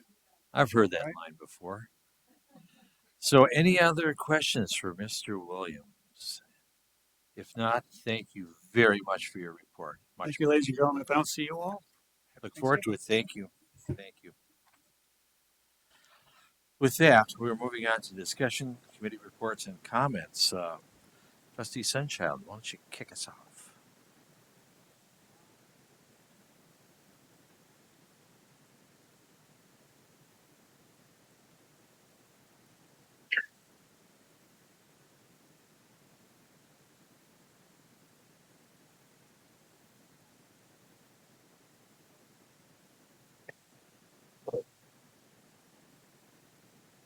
Well stated. Thank you. Trustee Tarasky. I just wanted to touch upon the Veterans Day Assembly at Valley View. It was great. There were a lot of veterans from the community there, and some of our students sat with their family members during the assembly. They had the MIA POW table for the kids to kind of see, and they explained what all of it meant, which I think was a great learning opportunity. We had some CMR band kiddos there who were performing the songs of the armed forces, and so that was a great way for kids to see the instruments and get involved and get an interest in playing one day. And then Mr. Pokaiser, like you said, it's his first year at Valley View, and he has just taken off. The kids really, really like him, and he's found a really great way of connecting with them through what he does, and they all look up to him. It's really awesome to see. And then I wanted to shout out one of the aides at Valley View, Miss Maureen. She put together 10 Thanksgiving boxes for Valley View families, and like full Thanksgiving meals, turkeys and all. And so she was very excited about those, that she was able to get them all done. That was exciting to see. And then I just wanted to say that having the governor and Mike Rowe at the high school house was a really big deal for our students. You could see how excited they were when they heard, oh, he's here. They all ran out and wanted to talk to him. Somebody asked him what his dirtiest job was. But just getting to show off their work to someone like Mike Rowe and someone like the governor, just like at the ribbon cuttings, you can see the pride and the ownership and like, oh yeah, I worked on that and I did this. And I think that was a really great recognition that those students in Pete Pace are getting, and at a state and national level. So. Well, thank you very much. Trustee Bronson in Cyber World. Nothing, thank you. Well, that's unprecedented. Safe travels home, Trustee Bronson. Thank you, I very much appreciate it, and thanks to Mr. Williams for indulging all of our technology to make this possible. And Trustee Thompson. Well, I want to mention the core school fourth graders who came to talk about kindness, and I just wanted to add to what they were talking about. Kindness is even more important than they probably know. I just got a chance to listen to a professor from Babson College who's working on some um, unprecedented research about kindness and how it is impacting. It can impact and grow your business, and it's sort of a cycle because um, they were noticing that employers were quitting because customers were rude. But if you invest in a culture of kindness, the employees are happier. It's harder for the customers to be rude, and then in turn, the customers continue or the employees continue to work for you. So there you go, growing your business. So the foundation that Character Strong is building can last for decades. Well, we certainly hope so. Thank you. Trustee Duff. Just a couple things. I go back to what Superintendent Hoyer said earlier. The Addams Family musical at CMR was fantastic. What a great bunch of very talented kids. It was a great time. And on a personal note, tomorrow I am covering a half day for second grade at Longfellow. Oh, bless you. They've assured me that the afternoon before Thanksgiving break is the best time to be in the classroom. So I'm looking forward to that. If I'm not at the next meeting, please come look for me. Thank you. Trustee Charaski, or Skorogoski, excuse me. May the force be with you. I just, since our last meeting, I had the opportunity to see our students kind of sharing their talents with the community, both talking to the students at High School House. We have a really big and great crew there, and fortunately, Wells Fargo sees the value of that program and donated a substantial amount to NeighborWorks so that we can continue to have high school houses into the future. I also had the opportunity to see the talents of our theater students. Afraid my daughter was disappointed to find out that there's theater without music. So, but excellent productions from both schools. And then I also had the opportunity to hear from our LIFT students. They presented to the United Way Board, essentially demonstrating some of the work that they're doing in our elementary schools, and working with sixth grade students, talking to them about how they can express their mental health needs, what resources are available, and also how to find kind of those coping techniques that'll help them succeed into the future. So always wonderful to see our students' time and talents put to work in our community. And then I wanted to echo thanks both to staff and to my fellow trustees. I know there's a lot of extra credit work going on behind the scenes to get some of these weighty matters moving forward. So I want to thank all of you for the thought and work put into tonight's kind of packed agenda. Thank you, Trustee Skorogoski. And the work goes on. I'll draw your attention to the board and our upcoming meetings. Board Budget Committee meeting, a work session, audit review, and our next regular meeting on December 15th. And with that, I think you're like me. My ability to adopt and express gratitude has been amplified by the presentation done by the Morningside students. So with that, happy Thanksgiving to all, and I would call for a motion to adjourn. So moved. We are adjourned. Thank you. Thank you, ladies and gentlemen.